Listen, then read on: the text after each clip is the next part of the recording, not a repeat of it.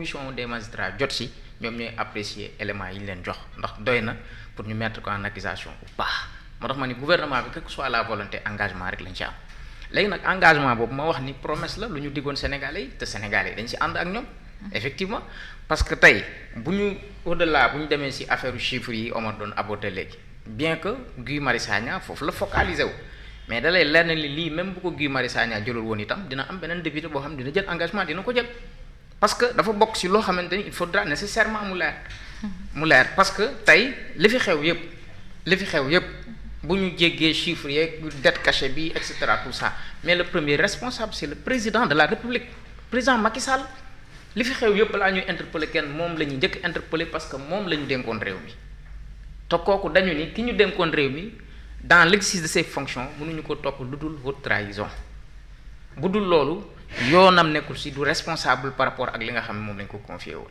léegi nag ñi fi ne ñëw nañ gis nañ ne bi ñu fi ñëwee ba léegi gis nañ ay nemmeeku nañ ay mbir même avant ñuy accéder au pouvoir mais nee nañ lii ñu fi fekk ak lii ak lii ak lii nangam ak nangam ñun jàpp nañ lii haute trahison la da lañ koy nangul léegi cela ne veut pas dire que diggante Senghor ak Mamadou Dia amu fi woon Abdou Diouf ak nangam amu fi woon wala Senghor ak nangam amu fi woon mais ñii tey bu ñu ñëwee jàpp ni le président l'ancien président l'ancien président mu di Macky Sall ay nit faatu nañ fi responsabilité am dañ koy situer recruter nañ fi ay nervi torturer nañ fi ay nit ay nangam ak nangam mais loolu bu leen neexee ci seen intention ak seen volonté ñu ni lii duñ ko bàyyi nii le premier responsable nag bu ñu ko waxee bu ñu nee président Macky Sall du parloo constitution bi moo ko wax constitution bi moo ne ko woon fexeel ba garantir la sécurité des personnes et des biens tey am na nu mu doon amee une intelligence par rapport à la gestion des affaires publiques mbir mi mënoon na bañ yegg si fii ay xale mënoon nañu bañ a faatu mënoon nañu ci bañ a torturer ay nit mais il a manqué véritablement cette négligence là ba mbir mi aboutir véritablement à des formes de violence inqualifiables léegi nag loolu bu amee. tey est-ce qu'il est l'auteur? Non, du question auteur xam nga président yi ñu fi àtte yëpp. Et l'auteur n'est-il pas le plus responsable? waaw non Fatima non dégguma. ma ne Macky a manqué de courage face à ces événements. À ces événements Macky a manqué waaw de xam nga man je vous parle de texte. yow si on parle du courage de Macky Sall dans ce contexte kon du ñu yegg si fii. chef su ñu konte ni dafa jël courage rek kon Amina fii ñu yegg nii duñ fi yegg franchement. non xam nga man ñaari mbir dafa am. sëriñ wi man je vous parle de texte dama ni mësuñu gis benn président ci àtte bi adduna bi ci président yi ma xam ñu àtte leen ci haute trahison bu ñu gis président bu wàcc jël ay ngànnaay di rey ay xale mësuñu koo gis te pourtant moo ne ci seen magistère dañu leen jiiñ ni seen responsabilité la ñu fiy topp tey crime contre l'humanité amul kenn koo ci gis ba ci Hissène Habré mi mu wàcc sur le terrain yor pistolet ñu mën a considérer ni kii auteur la tu peux y aller, hein.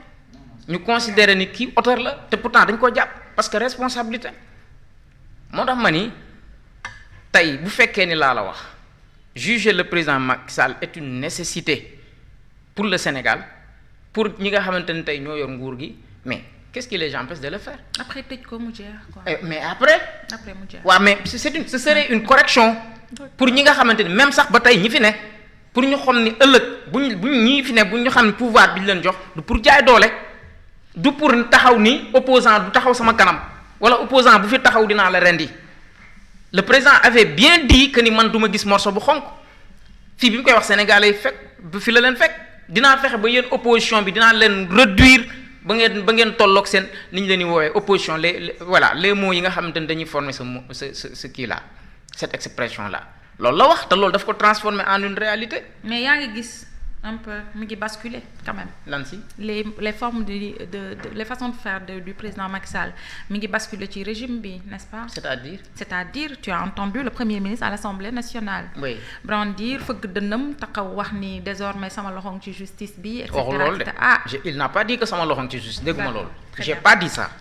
man j'ai suivi toute la déclaration de Ousmane Sonko. dañ ma ko yàgg mais désormais. waaw mais xam nga Fatima. boo waxee ni. dafa ni sama loxoom ci justice bi man dama naan waxu loolu. D'accord. parce que dégguma loolu.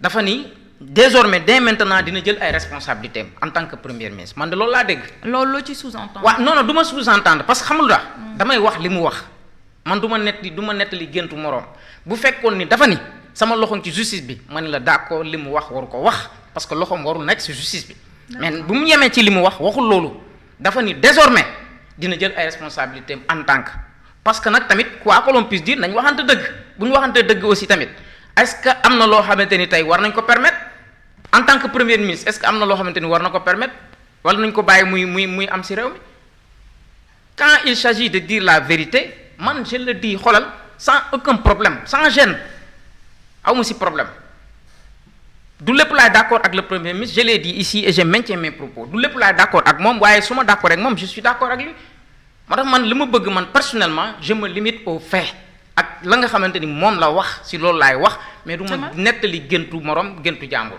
c'est ça.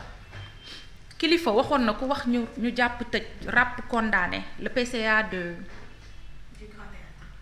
du Grand Théâtre National ñu ngi ciy doog a egsi ku wax ñu jàpp tëj ràpp condamné du samay kàddu Kilifeu moo ko wayoon n'est-ce pas je pense que ñu ngi ciy doog a yegg parce que liberté d'expression le premier ministre wax boole kook ni mais nañu assumer c'est-à-dire tu es libre de parler mais après li nga wax yépp na nga ko assumer devant la justice c'est très clair alors monsieur Noba qu'est-ce qu'on reproche au président Macky Sall en vérité. Merci ci invitation bi. boo nuyoowee ba pare voilà. Vous allez me permettre de saluer en fait ñi ma fekk ci plateau. Ouais, allez-y. C'est un plaisir de partager aussi ce plateau.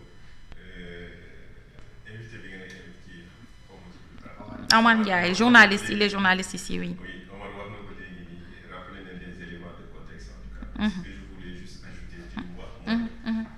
Dans les 2500 milliards environ yu visés en tout cas dans la résolution du député Guy Marius Sagna. Il faut rappeler que le cap gouvernement en fait a été créé par Macky Sall. En fait xaalis bu jaar foofu moom décret moo ko créé